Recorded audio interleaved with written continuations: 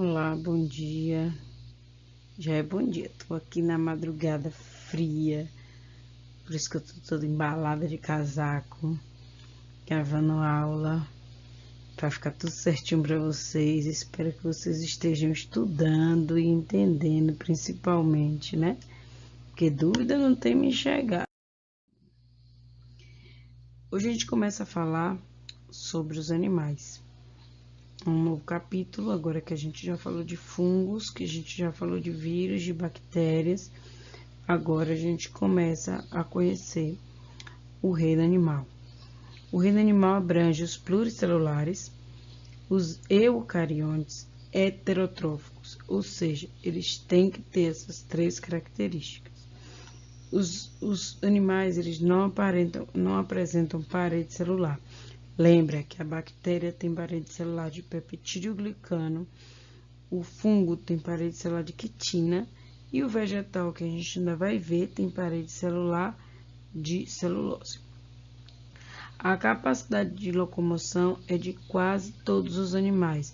Lembre a diferença de locomoção, local mover, sair de um lugar para outro.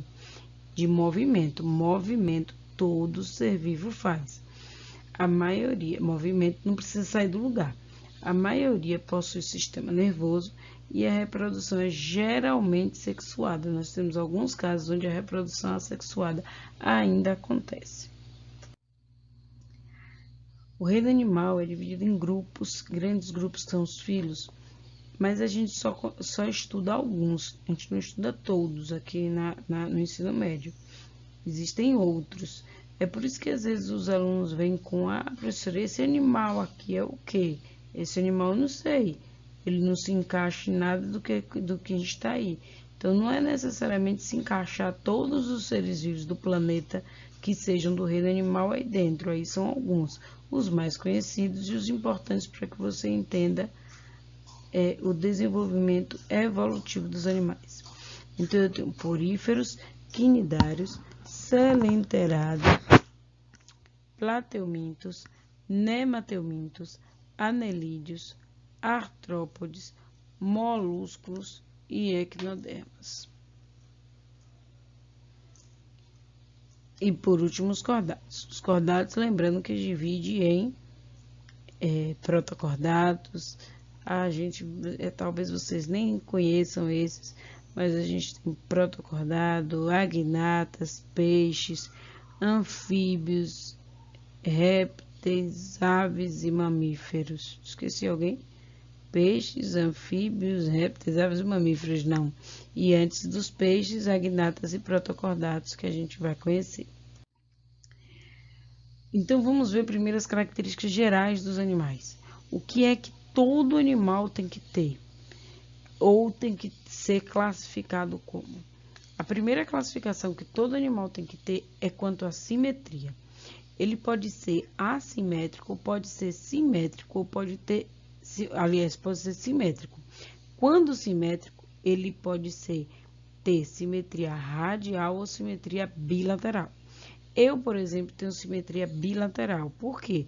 Porque se você me dividir no meio, existe um eixo em que se você me dividir no meio, você vai encontrar duas partes iguais. Na verdade, nós seres humanos não são duas partes tão iguais assim, mas a gente é considerado bilateral do mesmo jeito. Aí eu tenho uma simetria bilateral, mostrando a vocês, uma simetria bilateral, uma simetria radial, eu tenho vários eixos de simetria, e um assimétrico, não existe como eu dividir ele em dois pedaços iguais. Os assimétricos, principalmente os poríferos, tá aí.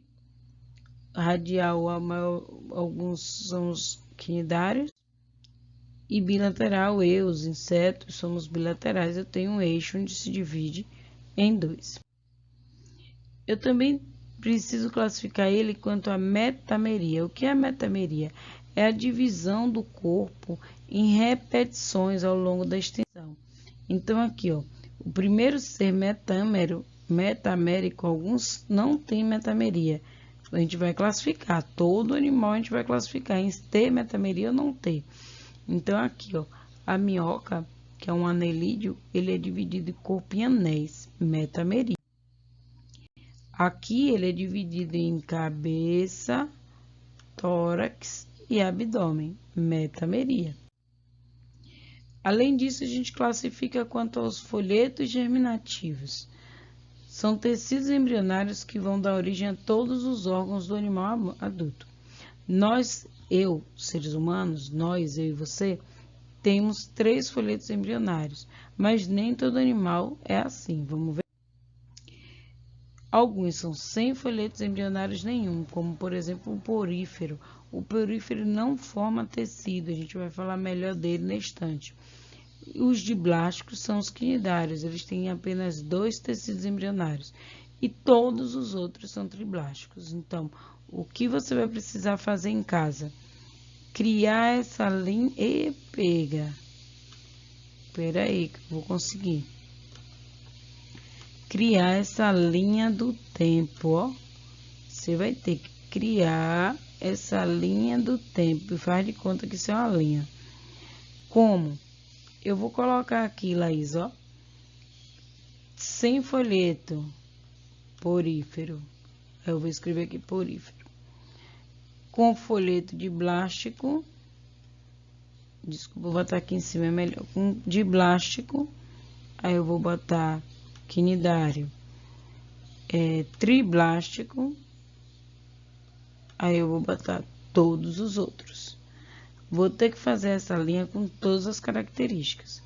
Aqueles 9 grupos que eu falei, você vai ter que classificar um por um. Em quem é que é sem folheto, quem é diblástico, quem é triblástico. Os que forem triblásticos, eu ainda classifico em acelomados, pseudocelomados e celomados. O que é isso? Vamos ver? Os poríferos são sem folhetos, não possuem diferenciação tecidual, ou seja, não formam tecidos. Então por que porífero é animal?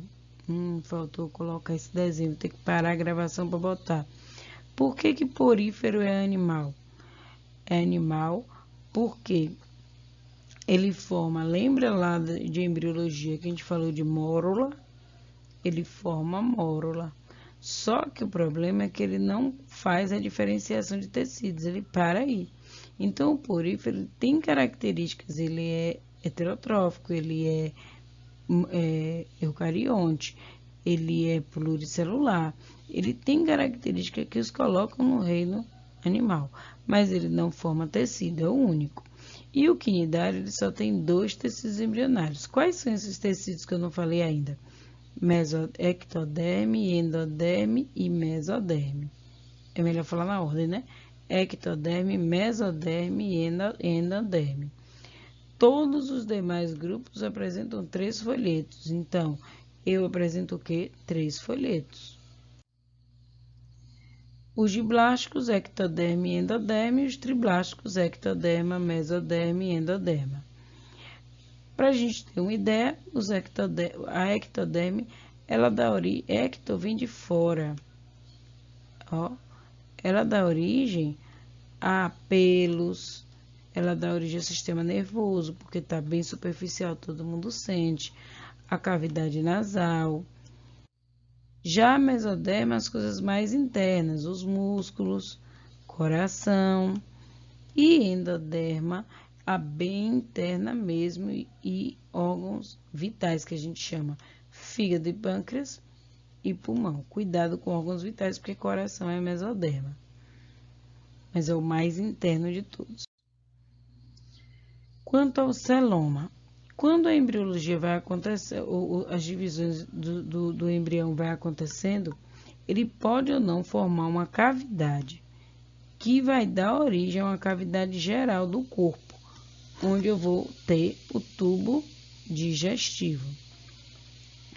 Nesse caso, os animais são chamados de celomado. Então, eu tenho essa cavidade aqui, ó, que vai se desenvolver, que em mim vai formar o abdômen. Se eu pegar o corpo de uma pessoa, Oi, a Laísa tá ficando boa de desenhar aqui. E tirar tudo que tem aqui no meio, ó, eu vou ter um buraco aqui formado originalmente e embriologicamente pelo celoma. Lembrando aqui, ó, ectoderma em amarelo, mesoderma aqui, ó, em rosinha e endoderma em azul. Aí, o que é pseudocelomado? É quando, tá aí no livro de vocês, é quando o celoma, ele não é envolvido totalmente pelo mesoderma. Aí eu chamo ele de pseudocelomado. Aqui eu peguei esse desenho para mostrar a vocês o blastóporo. Esse blastóporo é esse orifício formado na hora das dobras da mesoderme. Por que eu estou chamando atenção para esse blastóporo? Porque é uma outra classificação que os animais têm que ter sobre o destino do blastóporo. Quando o blastóporo dá origem à boca, deixa eu pegar aqui o grife. Quando o blastóporo dá origem à boca, eu chamo esses seres de protostômios. E quando ele dá origem ao ânus, de deuterostômio. Aqui eu tenho uma forma de vocês não esquecerem quem é deuterostômio. Como? Deuterostômio só tem duas pessoas. E as duas se parecem muito. Essa aqui do cantinho que vocês estão vendo aqui. E agora vamos ver se eu consigo desenhar isso. E as estrelas. Que estrelas? Do mar. Os equinodermatas. Então, não dá para esquecer. Quem mais parece uma estrela do que eu, que tenho luz própria? Josafá. Então, o que que acontece? Se o blastóporo dá origem à boca, protostômio. Se dá origem ao ânus, deuterostômio. Quem é deuterostômio? Eu e as estrelas. E o resto todo, protostômio. Só não pode esquecer que o porífero, por exemplo, nem tecido forma e que o quinidário é de plástico. E aí, a gente classifica, por conta dos tecidos, os animais em parazoários e metazoários. Aí vai estar, acho que eu botei como o metazoário. Os parazoários são aqueles que não formam tecidos verdadeiros. Quem é? Os poríferos. Olha ele aí. E os que formam tecidos verdadeiros são chamados de eumetazoário. O Enem não usa esse termo não, viu? Foi um erro meu. O Enem usa metazoário. Todos os outros, exceto os poríferos. Tira os poríferos daqui e todos os outros são eumetazoário. Olha aqui para a gente só ter uma ideia legal. Aproveitar esse desenho aqui, ó. Eu tenho aqui o azulzinho bilateral, tá vendo? Deuterostômio. Aí você fala, ah, isso aqui tem um anfíbio. Oh, peraí que eu fiz errado. Aqui tem um anfíbio. Você tá falando que você e a estrela é deuterostômio. É porque, ó, o que eu falo é meu grande grupo de cordatos. Aqui, ó. Deuterostômio, equinodermos e vertebrados. Esse desenho é meio doidinho, viu? Aqui eu tenho os plateumintos. Tenho aqui que caracteriza protostômios, todos esses são protostômios, e as outras classificações é porque é um desenho que eu peguei de internet. Vamos começar a falar dos poríferos mais profundamente. Os poríferos são seres que eu já falei, não formam tecido, o corpo então é formado por poros, são animais aquáticos sésseis. Cuidado! Eu falei na instante que os animais, a maioria, se locomovem. Os poríferos, apesar de serem sésseis, eles têm gametas móveis. Então, o ovo dele, ele pode, depois da fecundação, esse ovo pode mudar de lugar. por essa formação mais simples, digamos assim, dos poríferos, ele ainda faz reprodução assexuada. Não possui órgão ou sistema. Gente, cuidado com isso, ó. Célula forma tecido. Tecido forma órgão. Órgão forma sistema. E Laísa não tem uma coordenação boa. Sistema. Gente, eu só consertei esse ó que ficou muito feio. Se o caba não tem tecido, como é que ele vai ter o restante? Não tem como. E o esqueleto é calcário ou silicoso e formado por espinhos. Olha aí a estrutura do porífero. Ele tem aqui um ósculo, que é uma abertura. E se ele não se movimenta, como é que ele come? Ele come pelo movimento do mar. A gente viu lá no primeiro ano relações ecológicas. A gente viu do peixe Nemo e da anêmona, que é um quinidário. Mas a gente viu também, não dei esse exemplo lá, dos poríferos. Os poríferos, eles vivem muito junto com os quinidários. Os quinidários já são animais mais, digamos assim, desenvolvidos. Então, ele precisa do movimento da água. A água vai entrar pelos poros e sair pelos ósculos. Aqui nessa região do meio a gente chama de átrio, que é uma cavidade central. E aqui a gente tem os poros que possuem coanócitos. Cuidado com essa palavrinha que é a pegadinha. Por quê?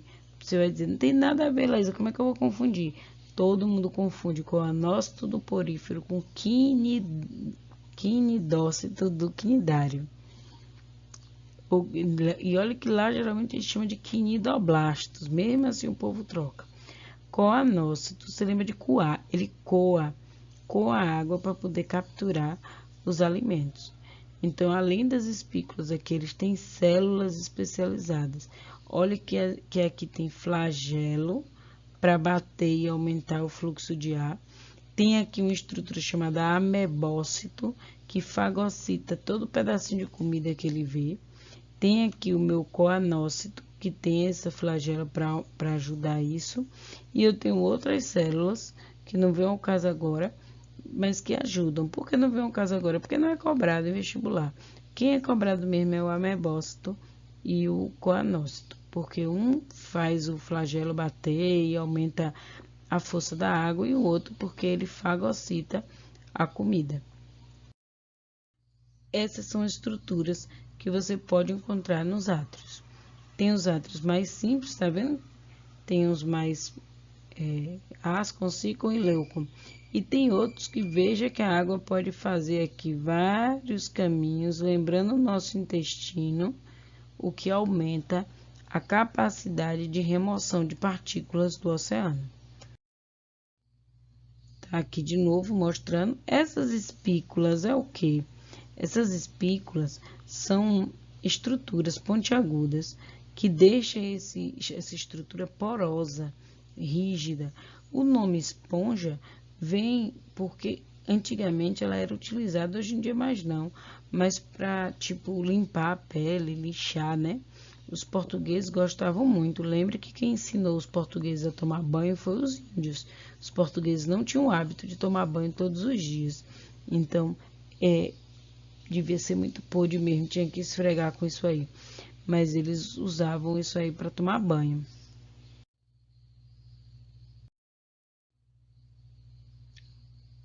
E aí vem os quinidários.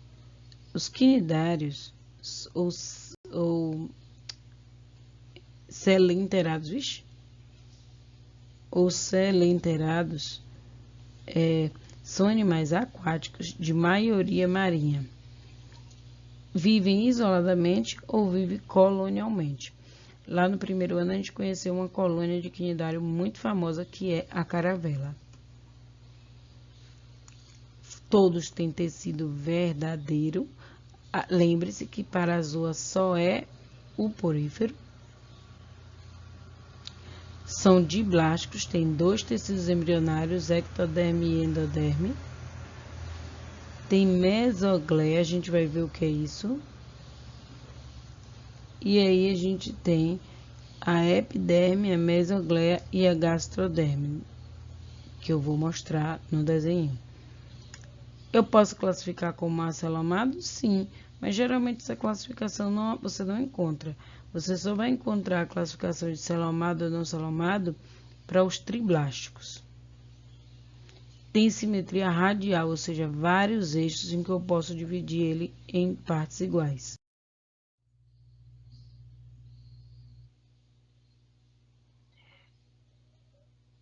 São espécies ectoparasitas de peixe. O que é ectoparasita? A gente já viu isso quando a gente falou de doenças. Ectoparasitas é que parasitam a parte de fora do ser. Ecto é por cima. E às vezes eles parasitam os peixes. Corpo em forma de pólipos, césseis. Eles podem ter essa fase céssio.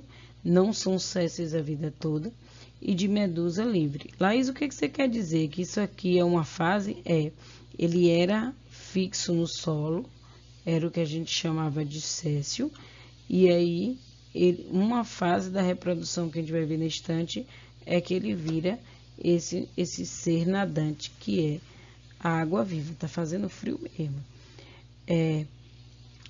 Pólipo, tem um disco basal, corpo e póstuma. Tem alguns pólipos quinidários que são pólipo a vida toda? Tem, mas eles se locomovem. Eu vou mostrar como, devagarinho, mas faz.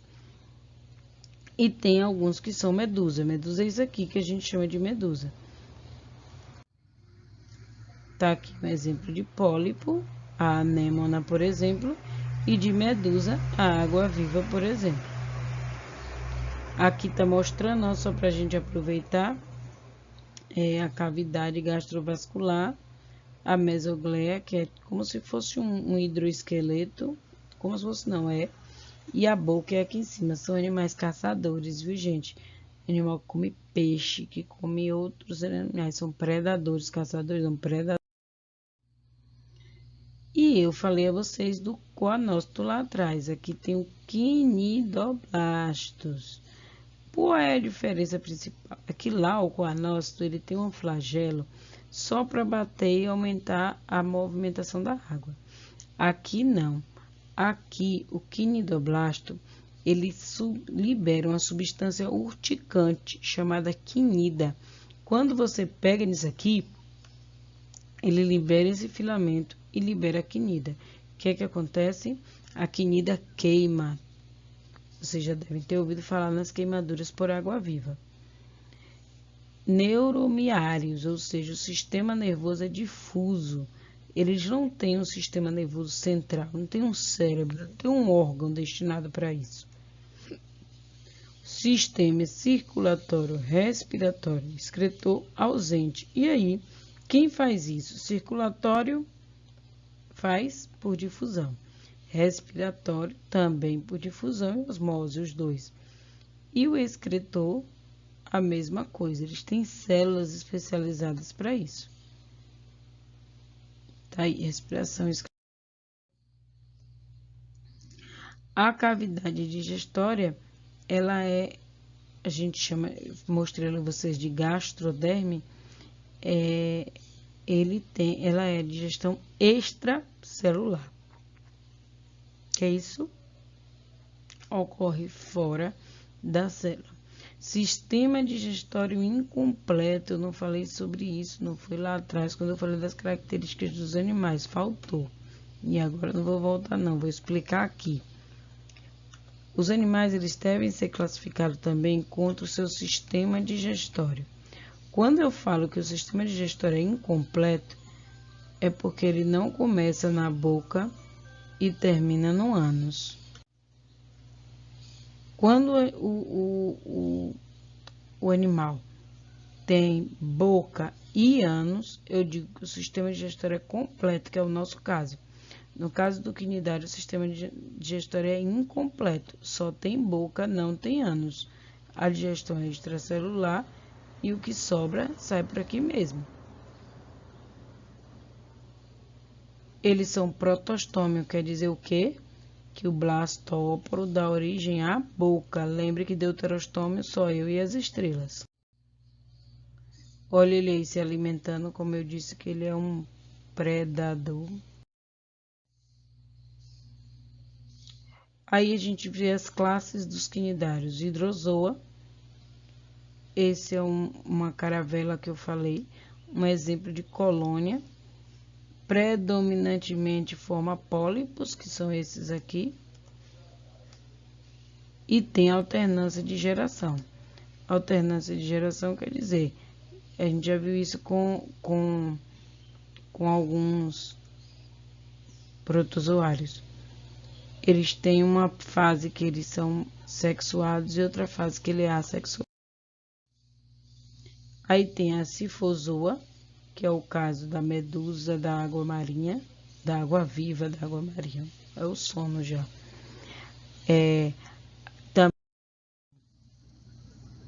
E por último, o antozoa, que é exclusivamente forma pólipo, que é a anêmona lá do peixe Nemo. E são marinhos. Aqui é a reprodução. Então, tem dois tipos de reprodução. O espermatozoide sai na água e, se der sorte, encontra uma hidra adulta que tem um óvulo. Aí, fecunda, ocorre a fecundação, e esse óvulo fica exposto, tá vendo? O embrião vai à fase de blástula, lembra que eu disse? E depois ele libera e ele acha um substrato, se fixa e se desenvolve. Para que é importante ele ser liberado? Para buscar outros ambientes. Mas se ele não conseguir se reproduzir assim, ele também faz o que a gente chama de brotamento. Aqui é um outro exemplo mostrando uma outra forma de se reproduzir, que é a da água viva que você conhece. Ela é céssio, tá aqui, ó, uma colônia adulta.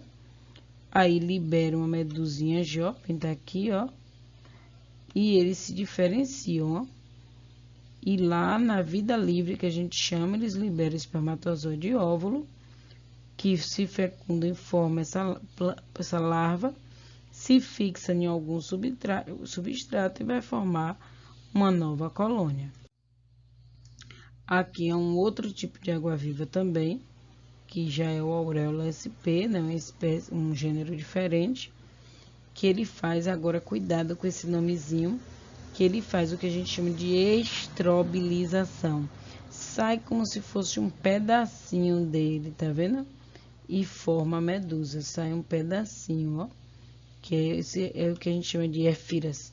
São os pedaços de medusas imaturas que vão virar essas medusas adultas. A mesma coisa que aconteceu no anterior vai acontecer aqui. Vai liberar o espermatozoide, só que a diferença é que nessa espécie a fecundação é interna, mas a plânula é liberada do mesmo jeito em busca de um substrato novo. E aqui só para a gente lembrar que os animais são eucariotos, multicelulares, heterotrófico por ingestão. Por que eu botei isso aqui? Porque a gente viu lá que o fungo é heterotrófico por absorção. Fica com Deus e até.